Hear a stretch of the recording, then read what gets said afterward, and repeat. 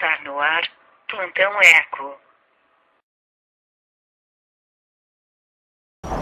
Bom dia! Bom dia! Está no ar mais um Plantão Eco, com House e Wilson. Como vocês puderam observar, não estamos no nosso estúdio, mas sim uma linda paisagem que se encontra no Sarzedo, em Minas Gerais.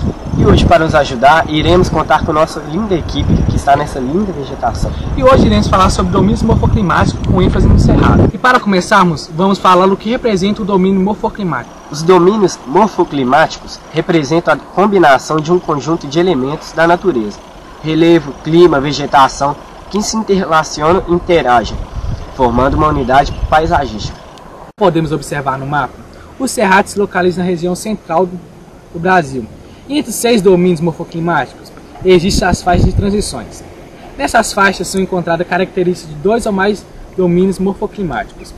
O domínio morfoclimático do Cerrado detém uma área de 45 milhões de hectares, sendo o segundo maior domínio por expansão territorial, incluindo nesse espaço os estados do Mato Grosso do Sul, do Tocantins, parte sul, de Goiás, da Bahia, parte oeste, do Maranhão, parte sudeste, e de Minas Gerais, parte noroeste, encontrando ao longo de suas cidades importantes como Brasília, Cuiabá, Campo Grande, Goiânia, Palmas e Montes Claros. E a vegetação do Cerrado pode ser caracterizada como complexa, não florestal, com status herbáceos, arbustivos e arbóreos, que é até mesmo comumente comparado à savana africana.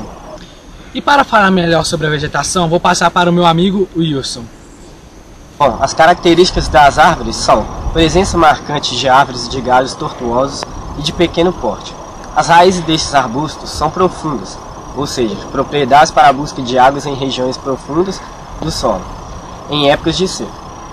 As cascas dessas árvores são duras e grossas. As folhas são cobertas de pelos, presença de gramíneas e ciperáceas.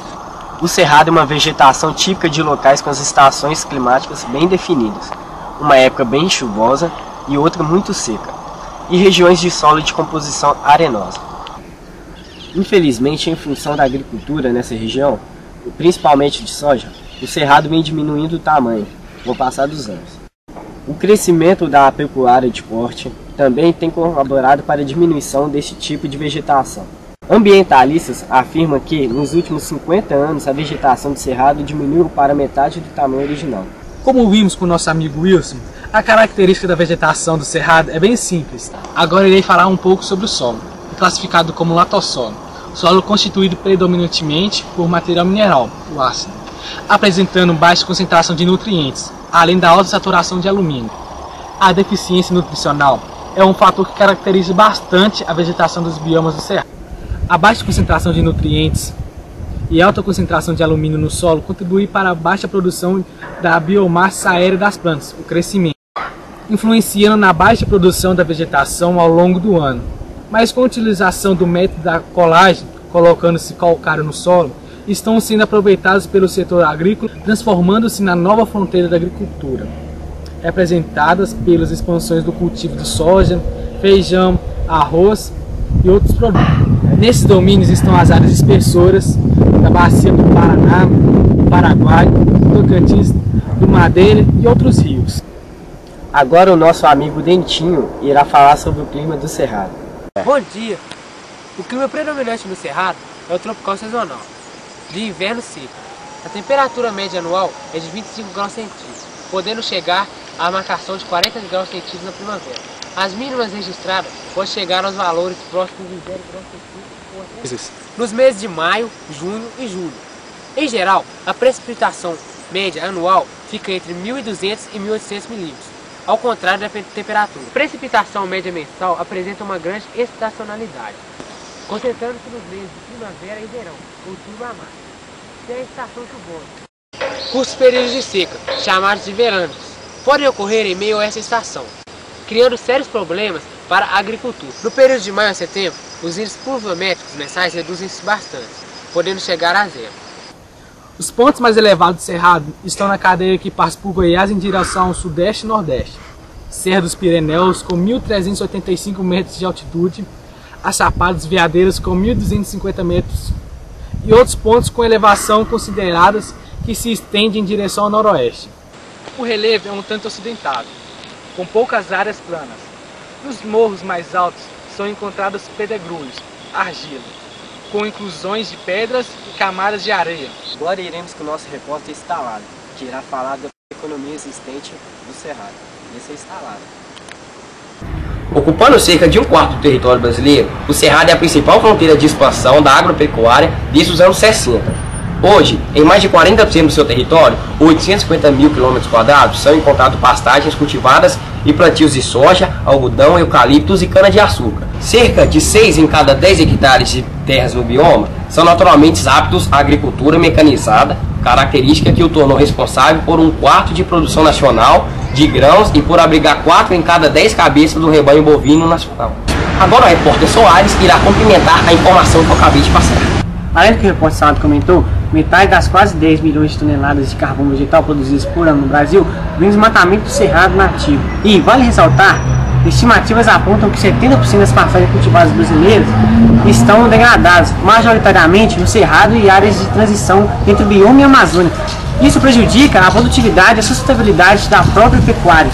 Chegando à parte final do nosso trabalho, a respeito do domínio morfoclimático do cerrado, iremos com o nosso repórter Dentinho, que irá falar sobre impactos ambientais sofridos pelo cerrado. O impacto causado no cerrado pelas atividades agropecuárias tomou-se aquele causado pela exploração mineral e vegetal, pelo crescimento da cidade e pelas queimadas. As queimadas no cerrado podem ocorrer de forma espontânea, porque nos períodos iniciais a vegetação rasteira fica muito ressecada, com a aparência de palha seca, podendo incendiar-se devido ao calor do sol. A maior parte das vezes, no entanto, é o ser humano que provoca queimadas para limpar a terra ou renovar as áreas de pastagem. A explosão agrícola sobre o cerrado deparou-se como região de solo, caracteristicamente com baixo teor nutricional e ar. Estes, na maioria dos casos, não submetidos a qualquer traço cultural e ainda expostos a ciclos periódicos de queimada. Em poucos anos tornaram-se inviáveis para a produção a nível comercial. Essa situação iniciava um processo migratório das lavouras em busca de novas áreas de plantio. Comportamentos como esses poderiam ser mais observados entre os pequenos produtores na região do Cerrado. O desmatamento para a retirada de madeira e produção de carvão vegetal foram e ainda são atividades que antecederam e viabilizaram a ocupação agropecuária do Cerrado. Até o ano de 2000, mais da metade da área de ocupação do Cerrado foi multiplicada pela atividade agropecuária. Antes de terminarmos o plantão eco, nosso repórter instalado irá falar algumas curiosidades sobre o cerrado. O espaço ocupado pelo cerrado equivale à soma das áreas da Espanha, França, Alemanha. O cerrado é uma região peculiar, associa-se a uma rica biodiversidade e a uma aparência árida decorrente de solos pobres e ácidos, e de contar com apenas 2 estações climáticas, seca e chuvosa. O cerrado ocupa uma área de 2 milhões de quilômetros quadrados, abrangendo 10 estados da parte central do Brasil. Hoje em dia já foram devastadas mais de 80% de suas matas originais. Agora a gente vai observar imagens de alguns animais existentes no cerrado.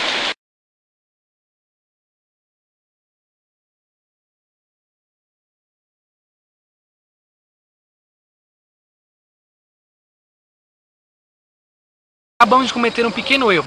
O repórter responsável para falar curiosidades no cerrado é o repórter Dentinho, não o repórter instalado, como dissemos antes. Bom, agora o nosso jornal fica por aqui. Espero que tenham gostado. Um bom dia.